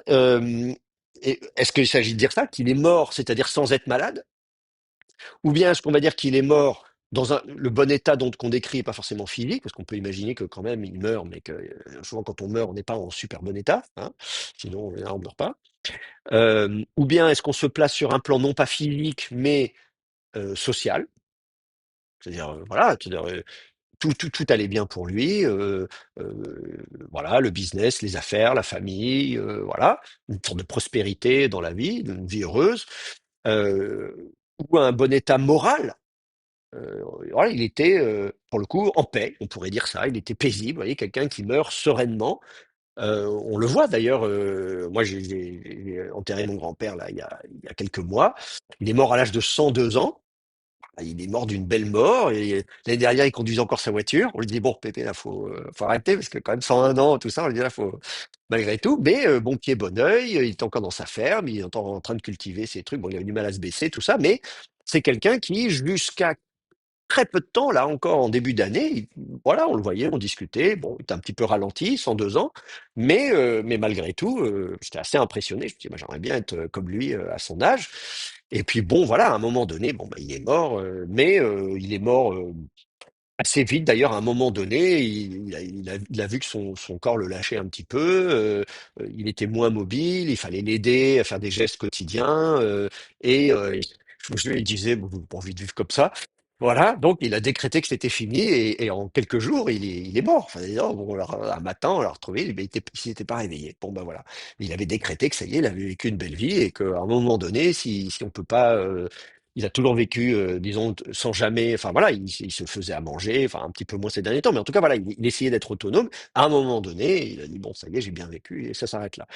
On peut dire qu'il est mort d'une belle mort, quelque chose comme ça. Bon, et donc ce shalom ici, c'est difficile. On ne nous dit pas à quel plan on se situe, physique, social, moral, peut-être tout à la fois d'ailleurs, mais en tout cas, on voit que c'est quelque chose de positif. Le fait de mourir béchalom, on comprend que c'est une bonne chose plutôt que de mourir dans d'atroces souffrances ou en étant torturé physiquement, moralement, en étant exclu, isolé. Vous voyez, donc on peut imaginer tout le contraire de ça. Bah non, lui dans son cas, on se réjouit parce que il a pu comme ça mourir voilà d'une façon tout à fait agréable. Voilà, donc ça, je crois que c'est la première occurrence de Béchalom dans la Bible hébraïque. Euh, Sinon, dans la Genèse toujours, vous avez des questions, des remarques sur ce texte? Non, ça va? Regarde les étudiants à distance, ils sont toujours là. Très bien. Alors, Genèse 26-29, oui.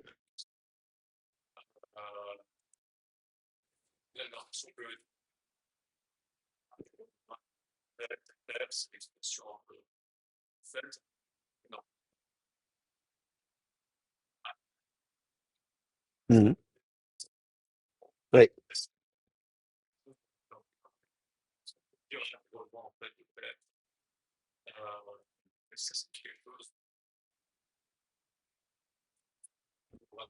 Ah oui, oui. Donc la question, je répète pour ceux qui sont à distance, c'est de dire, vu l'histoire d'Abraham, qui a dû tout quitter, justement, sa patrie, tout ça, est-ce que ça fait écho à son histoire personnelle ou est-ce que c'est une expression classique de manière générale? Alors, bien sûr, ça fait écho à l'histoire d'Abraham, puisque précisément, en Genèse 12, pourquoi on s'intéresse à Abraham? Je disais, Genèse 12, Dieu va l'appeler, c'est la vocation d'Abraham, je vais faire de toi un peuple nombreux, ta postérité sera nombreuse et tout ça. Qu'est-ce qu'il a de particulier d'Abraham? Est-ce qu'il a des qualités que n'ont pas les autres? Non, pas du tout. Au contraire, il a un problème, c'est que sa femme est stérile, elle n'a pas d'enfant.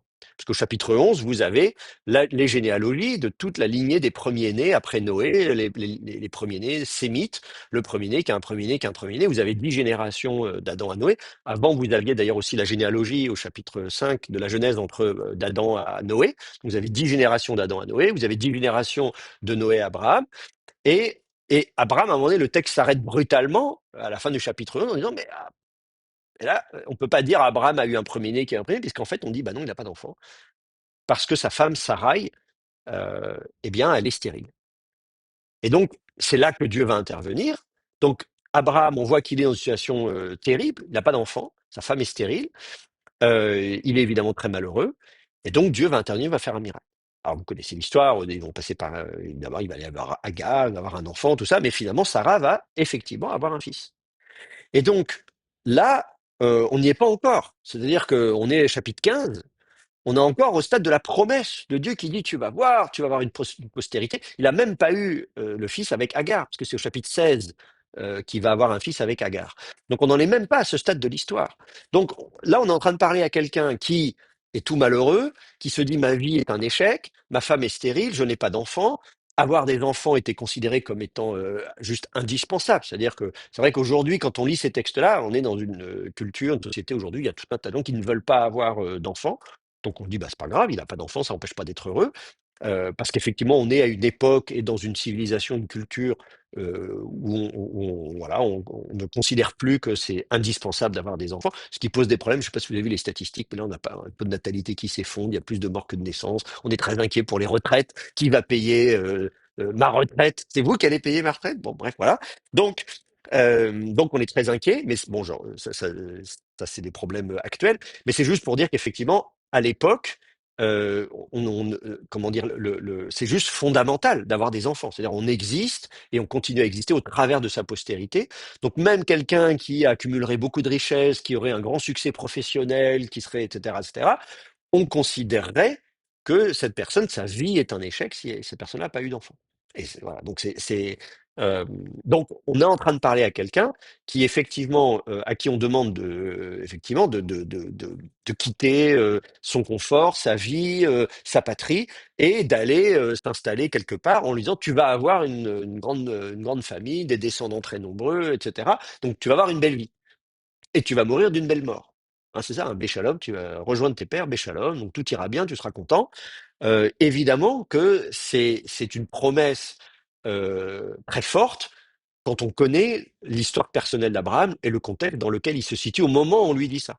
Alors nous, évidemment, on connaît la suite de l'histoire. Nous, voilà, on sait qu'après, effectivement, il va avoir, voilà, on connaît la suite de l'histoire de la Genèse, mais il faut se mettre, voilà, dans le contexte narratif où là, on est en train d'annoncer ça. Donc évidemment, ça ne peut que faire écho. Dire ça à quelqu'un qui actuellement dit voilà, moi j'ai pas d'enfant, je sais pas, ma vie elle est gâchée, elle est fichue, etc. En disant non mais t'inquiète pas, tu vas mourir d'une belle mort.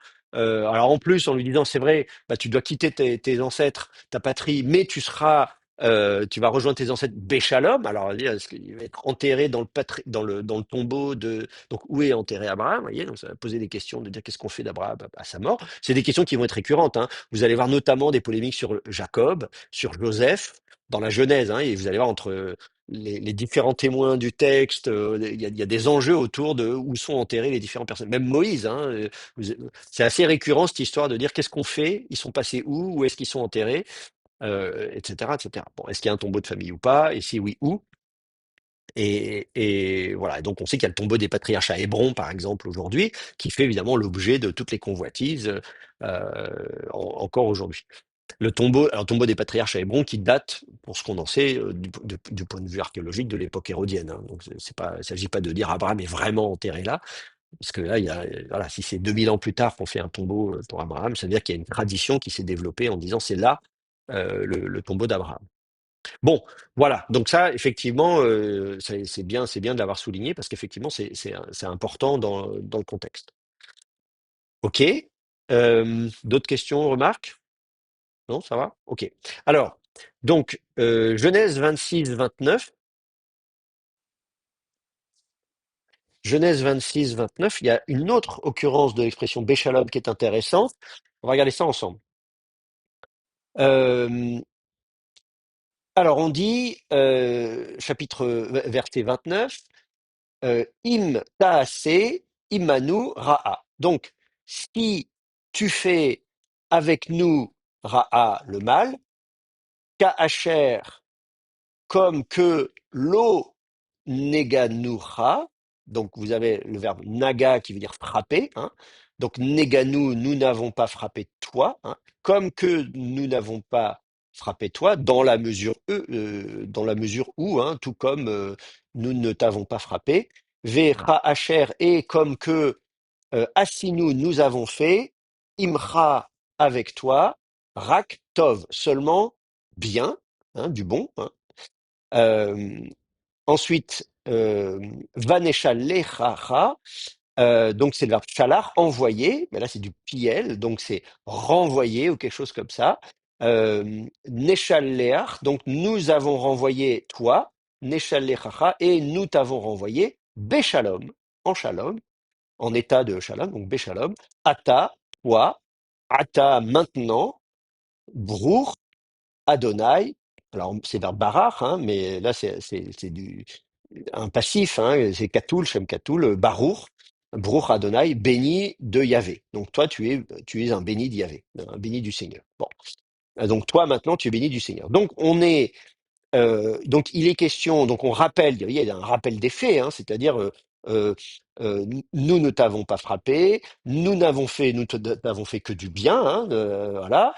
Nous t'avons renvoyé Béchalom, vous voyez, on t'a renvoyé voilà, en état de Shalom, parce que voilà, toi tu es béni du Seigneur, et donc maintenant on te dit, toi, euh, euh, euh, évidemment, on imagine le cas où, hein, im, c'est un comment dire, introduit une conditionnelle, hein, ou une hypothèse. Est-ce que si, ou on imagine le cas où, ta'aseh imanu ra'a, tu fais avec nous le mal. Donc là, alors, on est en train de discuter, hein, on dit, on aimerait, on fait, comment dire, on va sceller des accords de paix, concrètement, et on envisage le cas où euh, euh, les gens n'agiraient pas conformément à la façon dont on agit. C'est d'accord, on est dans une sorte de réciprocité. Nous, on a bien agi avec toi, donc on n'aimerait pas que toi, tu agisses mal envers nous. Hein. Le cas où tu agirais, il faudrait le traduire au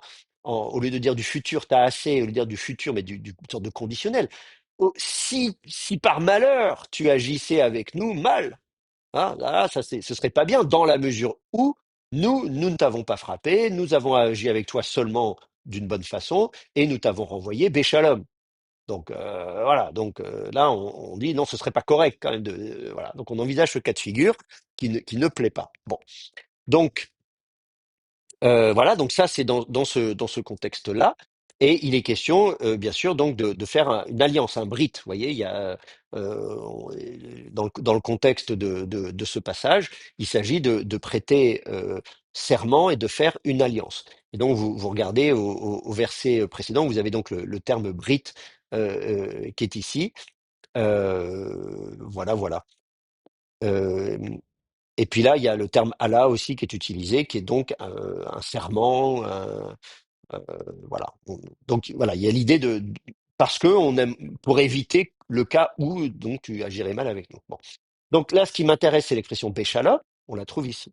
Donc on explique la façon dont ils se sont comportés. On dit trois choses. Hein. On dit un, nous ne t'avons pas frappé. Deuxièmement, nous avons agi avec toi bien. Il y a trois verbes. Hein. Et le troisième verbe, nous t'avons renvoyé Béchalom. Alors, donc là, on comprend que l'opposé, hein, c'est ici, nous ne t'avons pas frappé. Donc, le contraire de frapper quelqu'un, c'est effectivement d'agir bien, tov, et donc de renvoyer Béchalom. Donc, on voit que voilà, il y a l'idée de l'opposé de maltraiter, laisser quelqu'un ou renvoyer quelqu'un Béchalom, c'est donc là, alors en bon état, hein, évidemment, littéralement, ce serait on t'a renvoyé en bon état, c'est-à-dire, effectivement, on ne t'a pas maltraité, on ne t'a pas fait du mal. Ce qui est intéressant, effectivement, c'est donc là, alors on évoque le bon état physique, hein, très clairement, puisqu'il est question de le frapper. Hein. Nous ne t'avons pas frappé, donc on t'a pas maltraité. Donc il y a un aspect physique. Il peut y avoir autre chose qu'un aspect physique. D'ailleurs, le contraire de frapper quelqu'un, on pourrait dire ce serait le laisser en bon état, mais on voit bien que souvent, c'est au contraire de bien traiter quelqu'un. On va lui donner à manger, on va lui donner le couvert, le logis, on va le loger, voilà. Donc voilà, on s'est bien occupé de toi. Euh, il y a un aspect physique, un aspect matériel, du bon état, de la bonne santé, et puis aussi le bon état relationnel, on s'est bien occupé de toi, on a été poli, on a été gentil, est-ce que tout va bien, est-ce que tu as besoin de quelque chose, voilà, on t'a honoré d'une certaine manière, et donc on veut qu'il y ait un accord, un pacte, un traité, une alliance, qui fait que ces bonnes relations vont perdurer. Dans le contexte, vous voyez, c'est parallèle à Tov, c'est parallèle à Barour, voilà. Donc ça c'est un texte qui est intéressant. Et on voit encore ce qui est intéressant là aussi. Donc, on est dans un contexte aussi de Brit, donc d'alliance. Et donc, il y a cette idée que le bon état n'est pas que physique, mais il est aussi relationnel. Donc, on est. Alors, on pourrait dire aussi en paix. On t'a laissé partir en paix. Mais en paix, ce serait pas suffisant d'une certaine manière. On a aussi laissé repartir en bon état, c'est-à-dire en bonne santé, sain et sauf. On t'a pas maltraité. Euh, voilà, donc il faut pas réduire le terme béchalom et le terme shalom uniquement au bon état relationnel, même si, effectivement, dans le contexte, vu qu'il est question de signer des accords de paix, on comprend qu'il y a aussi cet aspect de paix. Donc là, vous voyez, il y a plusieurs niveaux dans ce passage-là. Pardon, Oui, je vous une écoute. remarque. Oui. J'ai jeté un coup d'œil sur la suite, ce qui a été affiché. Et à la fin de 31, on retrouve l'expression Beshalom. Ils partirent, ils le quittèrent, ils se quittèrent exactement, ils le quittèrent. Et alors, la Septante traduit, alors qu'elle traduit dans les passages précédents Met Eirenes, là, elle traduit Meta Soterias, ce qui semble indiquer une lecture plutôt physique, non? Alors, il y a donc effectivement donc la remarque qui est faite, c'est de dire qu'on retrouve l'expression Béchalom au verset 31, et ça tombe bien parce que justement je voulais qu'on le voit ensemble et de regarder aussi du côté de la traduction grecque. Alors voyons ensemble le verset 31. Donc maintenant donc on a lu le verset 29, regardons la suite du texte et on nous dit euh, alors ensuite Vayashkimu. Donc ils se levèrent de bon matin. C'est une expression qu'on retrouve, hein, le studio file et voilà, c'est ce qu'on fait de bon matin. Vavoker, on précise, hein, donc ils se levèrent donc le matin, de bon matin le matin. Et ensuite on nous dit Vayishavu. Là, c'est la racine shava, c'est vraiment le fait de prêter serment. Hein, le sheva, c'est le serment. Il y a le chiffre 7, sheva c'est 7, mais c'est aussi le serment. Ish le arrive, un homme à son frère. Un homme à son frère, en hébreu, c'est comme ça que on utilise le terme ish ou ar ou rea, etc., comme des suppléances pronominales, et notamment quand on a la réciprocité. Vous savez, quand en français on dit les uns les autres, aimez-vous les uns les autres, ou serrez-vous la main, donnez-vous la paix, etc. Les uns les autres, l'un à l'autre, etc. Donc quand en français on va utiliser un et autre, en hébreu on va toujours utiliser ish et quelque chose. Souvent ça va être comme ça. Donc on dit un homme à son frère, ça veut dire l'un l'autre, ou quelque chose comme ça. Hein. Bon. Euh, donc on dit ils prêtèrent serment, l'un à l'autre, tout simplement. Ou l'un avec l'autre, comme vous voulez. Bon. Et ensuite, Vayeshal Lechem, et là on retrouve le verbe shalar, donc envoyer, mais au pied, donc c'est renvoyer. Donc, ils les renvoyèrent, donc parce que il renvoya eux, il les renvoya, pardon, donc Yitzhak, donc c'est donc Isaac. Isaac les renvoya, Vayelchou, et ils allèrent, mais Ito la profession mine avec lui, d'auprès de lui, Béchalom. Et là, ils partent comme ça, Béchalom. Donc, on voit, cette fois-ci, c'est donc lui qui les a accueillis. Hein. Il dit, nous, on t'avait quand même bien accueilli, on t'avait pas maltraité, on t'avait pas frappé, tout ça, on t'avait renvoyé Béchalom. Et lui, il fait pareil. Donc, il les renvoie Béchalom. On a le même verbe, avec le verbe shalar au piel. Donc, on voit très clairement le parallèle avec Neshal. On avait Neshal Leach, hein, Neshal Lechacha, Béchalom. Et là, on a la même construction, Yeshal Lechem, et ils allèrent Béchalom. Donc, on a le même verbe, renvoyer, et les gens qui vont, et là, Béchalom. Donc, dans les deux cas, on a Béchalom. Et lui aussi, on voit qu'il s'est bien occupé d'eux, puisqu'on nous explique qu'il mange très bien, il leur sert à manger, tout va bien, etc., etc. Bon. Et donc, effectivement, il y a ce serment, on prête un serment, donc il y a cette alliance qui est conclue, et après, tout le monde s'en va, Béchalom. Alors là, donc, dans ces cas-là, très clairement, par rapport au verset 29, où on disait il y a le bon état physique et le bon état relationnel, eh bien, au verset 31, on a la même chose, mais réciproque. C'est-à-dire, c'était à l'époque, c'était lui qui était reparti Béchalom, ou il l'avait renvoyé. Alors que là, c'est eux qui repartent Béchalom. Alors, vous voulez dire quelque chose?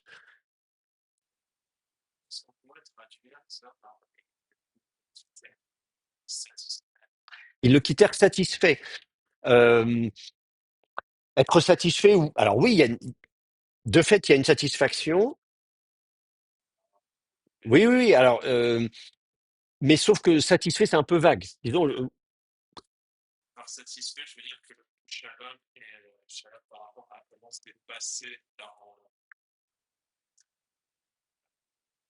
oui, oui, ça s'est bien passé. C'est-à-dire dans le sens, ils sont satisfaits. C'est ça, parce qu'effectivement, ils ont réussi à signer les accords de paix, donc ils repartent contents, on va dire satisfaits, dans le sens où effectivement ça a marché. Effectivement, on venait pour signer des accords de paix, et effectivement, on repart satisfait. Effectivement, Béchalom, c'est ça. Alors, et- oui.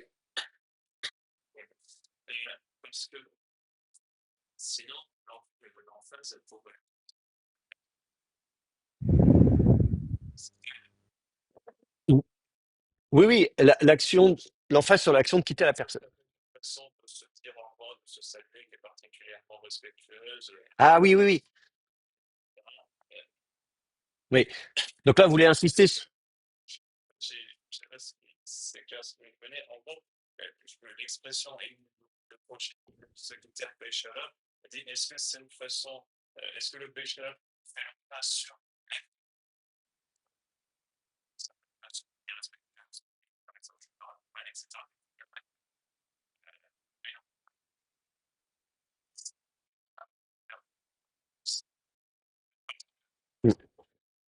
Oui, oui, donc effectivement, j'entends ce que vous dites. Il y a l'idée de dire qu'on pourrait comprendre, surtout quand on dit shalom comme formule de salutation, et qu'à ce moment-là, il se quitte béchalom, qui serait juste une sorte de politesse, une formule de politesse, il se salue, et c'est cordial, et puis c'est tout.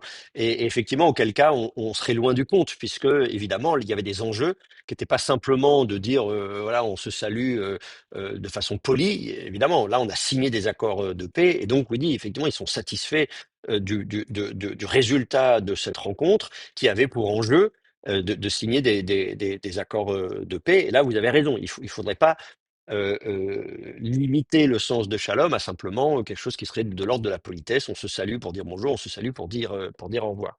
Alors évidemment, tout à fait, là, dans le contexte, très clairement, il y a des enjeux. On l'a vu au verset précédent dans le contexte, il y a une question de frapper quelqu'un. C'est-à-dire que là, c'est pas on dit bah non, ils se sont pas tapés dessus parce que c'est quelque chose qui aurait pu se produire. Euh, et donc il y a vraiment un véritable enjeu de bon état physique, hein, pas de problème. Ça aurait pu mal se passer et ils auraient pu même être tués, se massacrer. Vous voyez ce que je veux dire? Donc il y a cette satisfaction de dire bon bah ça va, on est ressorti vivant. Et en plus de ça, plus que vivant, puisqu'on a effectivement prêté serment. Et donc, on a obtenu ce qu'on était venu chercher. La rencontre s'est effectivement très bien passée. Donc vous avez Pardon. raison. Alors, il faut revenir sur la question qui Pardon. avait été posée sur Oui, Irénée. Oui, pardon? oui, oui, non. Je voulais y revenir justement sur la différence de traduction de la même expression, aussi bien dans la Septante que dans la Tobe. Oui, alors voilà, la différence de traduction en regardant du côté du grec. Alors c'était là effectivement que c'était là que je voulais en venir, c'est qu'effectivement vous avez ici dans la version grecque, quand il part à la fin ici au verset 29, on nous dit Métérénès, donc Béchalom, hein. Béchalom est traduit par Met Erenes en grec, donc avec Erené P, quelque chose comme ça, alors que la même expression Béchalom au verset 31, on a Meta Soterias. Et donc, on passe de Erené à Soteria, pour la même expression en hébreu. D'accord euh, euh, Donc, attendez, je note ça vite fait. Hop.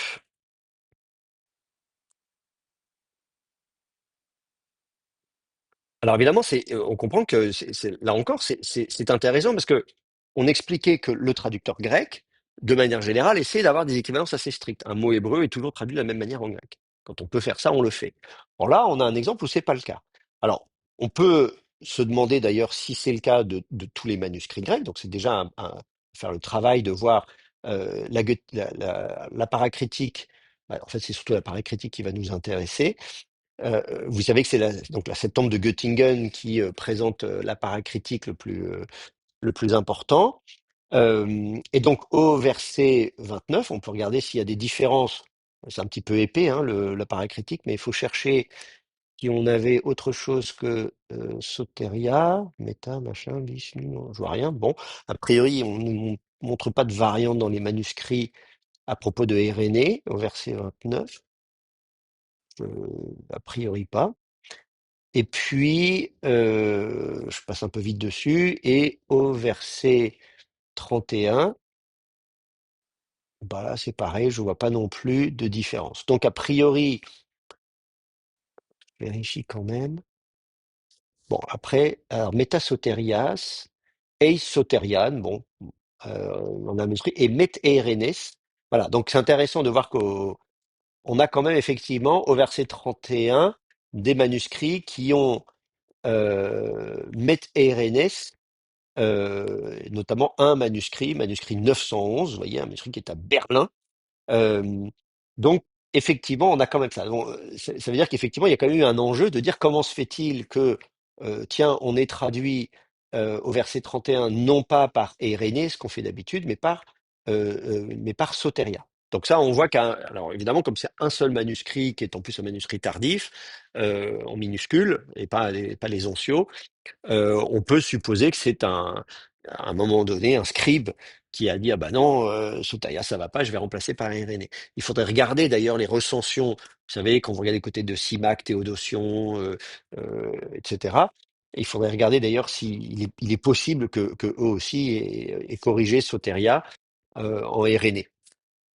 Voilà, donc effectivement, ça, il faut le signaler. C'est intéressant de dire que, tiens, pour une fois, Shalom est traduit par Sotaria. Alors, Sotaria, ça veut dire le salut, hein, pour ceux qui ne le sauraient pas. Je suppose que vous connaissez, c'est du vocabulaire grec quand même assez classique. Euh, donc là, il est question de salut, c'est-à-dire avec salut littéralement. Donc avec paix d'un côté, avec salut de l'autre. Alors, le fait de trouver le terme salut n'est pas forcément surprenant, puisqu'à vrai dire, même en français, quand on dit salut, vous disiez tout à l'heure, c'est pas simplement une formule de politesse. En français, quand on voit les gens, on dit salut, salut, comment ça va, ça va, ça va, ça va. On se rend pas compte que salut, en fait, le salut, c'est ça, c'est sotaria, voilà, c'est le fait d'être sauvé. En français, on a aussi l'expression revenir sain et sauf. Sauf, c'est sauver également. Sauf, c'est aussi le salut, l'adjectif sauf. Donc, B, shalom, ça veut dire, voilà, sain et sauf, d'une certaine manière. Enfin, là, ils le comprennent comme ça. Ça veut dire que pour le traducteur grec, quand il dit que ils s'en vont, donc quand on dit vayelchou meito beshalom, on dit, eh bien, ils allèrent loin d'auprès de lui, donc ils le quittèrent, beshalom, sain et sauf, d'une certaine manière. Donc là, pour la traduction grecque, effectivement, on imaginait le pire, le scénario où, eh ben, ils auraient pu y rester. C'est-à-dire, si ça s'était mal passé, il aurait pu dire très bien, je vous arrête, je vous tue. Bon, donc là, ils ressortent vivants. Alors évidemment, on peut se dire oui, bon, c'est pas que qui ressortent vivants, puisqu'ils ont en plus signé des accords, par exemple prêté serment, tout ça. Mais malgré tout, ça veut dire quand même qu'il ne faut pas négliger l'aspect physique, c'est-à-dire de dire je suis ressorti entier, j'ai pas été torturé, j'ai pas été massacré, j'ai pas été frappé, j'ai pas été lapidé, j'ai pas été massacré. Donc il y a effectivement cet aspect-là. Et c'est cet aspect-là que la traduction grecque a retenu, mais effectivement, on peut se dire que c'est un peu limitatif. C'est vrai, il y a aussi cette dimension-là qu'il ne faut pas sous-estimer. Mais on comprend dans le contexte que ça a été mieux que ça. C'est pas simplement qu'ils sont ressortis vivants, mais que vraiment c'était le jackpot puisqu'ils ont comme ça pu prêter serment. Voilà. Euh, Est-ce qu'il y a des questions ou des remarques? Non? C'est bon pour vous? Très bien. Alors on va s'arrêter là pour aujourd'hui. Comme on fait pas de pause, on termine plus tôt. Et Oui, on pardon, continue. Pardon, oui, encore une question. Je vous écoute. je ne sais pas, vous envisagez d'y revenir ou pas sur le Shalom et Béchalom? Ah, Béchalom, oui, oui, on a encore d'autres occurrences de Béchalom, ça c'est sûr. Ça, on va. D'accord, oui. Ça, Non, non, mais c'est bon, j'en parlerai la prochaine fois alors, parce que voilà. j'ai Oui, eu l'occasion de chercher là-dessus dans d'autres circonstances, c'est pour ça. très bien. Mais Bah alors, donc, on en parle la prochaine fois, vendredi, je absolument. pense. On se voit vendredi. Oui, c'est ça. On se revoit très bientôt pour la suite du cours. Donc voilà, j'étais ravi de vous retrouver et puis travaillez bien.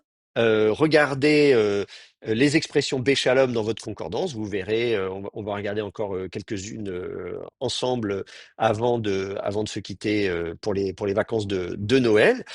Euh, et d'ici là, eh ben, je vous souhaite une bonne après-midi et on se revoit donc bientôt. Au revoir.